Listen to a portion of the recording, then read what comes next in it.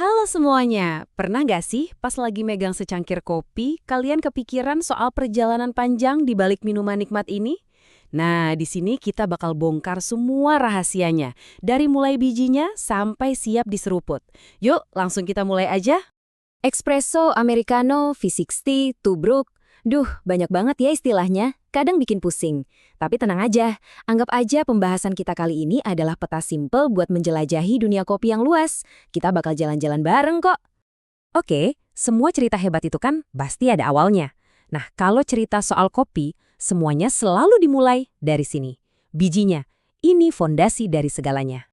Coba tebak deh, dari ratusan jenis biji kopi di luar sana, sebenarnya cuma ada dua raja yang menguasai hampir seluruh pasar dunia. Yap, sekitar 65% itu Arabica, dan 35%-nya lagi Robusta. Jadi, kemungkinan besar, kopi yang pernah kalian minum itu ya kalau nggak Arabica, ya Robusta. Terus bedanya apa sih? Gampangnya gini, bayangin aja Arabica itu kayak musisi jazz, rasanya tuh kompleks. Ada aroma bunga atau buah, terus ada asemnya yang seger gitu. Makanya harganya lebih mahal.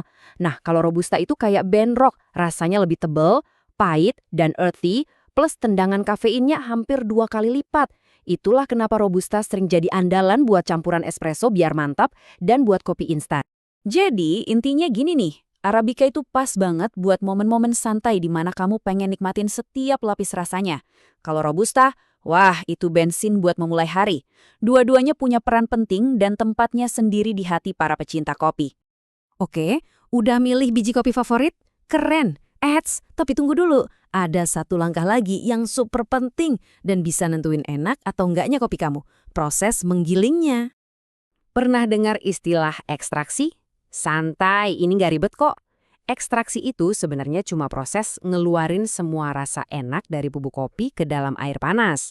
Dan yang jadi remote control buat ngatur seberapa cepat atau lambat proses ini, ya ukuran gilingan kopinya. Disinilah seninya. Kalau gilingannya terlalu kasar, air bakal lewat kecepatan. Hasilnya, kopinya jadi asem dan rasanya kayak kurang mateng. Sebaliknya, kalau gilingannya kehalusan, airnya jadi kelamaan lewat dan yang keluar malah rasa pahit yang dominan banget. Keseimbangan itu kuncinya. Jadi, tujuan utamanya cuma satu, dapatin ekstraksi yang seimbang. Itulah rahasia buat ngebuka semua kekayaan rasa dan aroma yang tersembunyi di dalam biji kopi pilihanmu. Nah, sekarang kita masuk ke bagian yang paling seru, cara menyeduh. Kita mulai dari dua metode paling klasik dan jujur yang jadi bukti kalau bikin kopi enak itu nggak selamanya butuh mesin yang mahal dan canggih. Kita mulai dari rumah kita sendiri, dengan kopi tubruk. Kadang disebut juga kopi lumpur ya, karena ampasnya dibiarin ngendap di dasar cangkir. Ini cara paling otentik dan udah jadi bagian dari budaya ngopi kita sejak lama. Bikinnya gampang banget. Pertama, masukin 1 sendok makan penuh kopi bubuk ke cangkir. Tambahin gula kalau suka. Kedua, tuang air panas yang baru aja mendidih.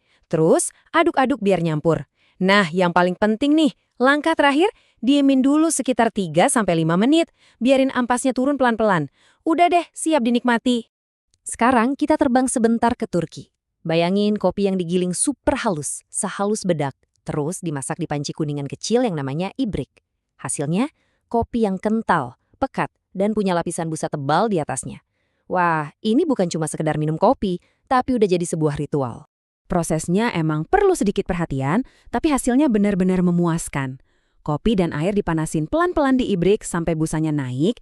Nah, bagian yang serunya di sini nih. Kamu harus angkat pancinya dari api pas sebelum busanya meluap. Tuang pelan-pelan ke cangkir kecil, tunggu sebentar biar ampasnya turun, dan nikmati. Timing adalah segalanya. Nah, itu dia. Kita udah kenalan sama karakter biji kopi, ngatur gilingan, sampai nyobain 2 metode seduh klasik.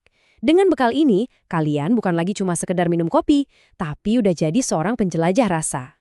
Oke, kita rangkum sedikit ya poin-poin kuncinya. Ingat, ada Arabica yang rasanya kompleks dan Robusta yang tenaganya kuat. Ukuran gilingan itu remote kontrol rasa kamu. Kopi tubruk itu simpel dan otentik. Kopi Turki itu pekat dan penuh seni. Dan yang terpenting, kopi enak itu dimulai dari pengetahuan bukan dari seberapa mahal alatnya. Nah, sekarang giliran kalian. Dengan semua pengetahuan baru ini, kira-kira kopi mana nih yang bakal jadi petualangan kalian selanjutnya? Apakah kopi tubruk yang simple buat nemenin pagi, atau mungkin kopi Turki yang ritualnya seru buat akhir pekan? Apapun pilihannya, selamat menikmati setiap tegukannya.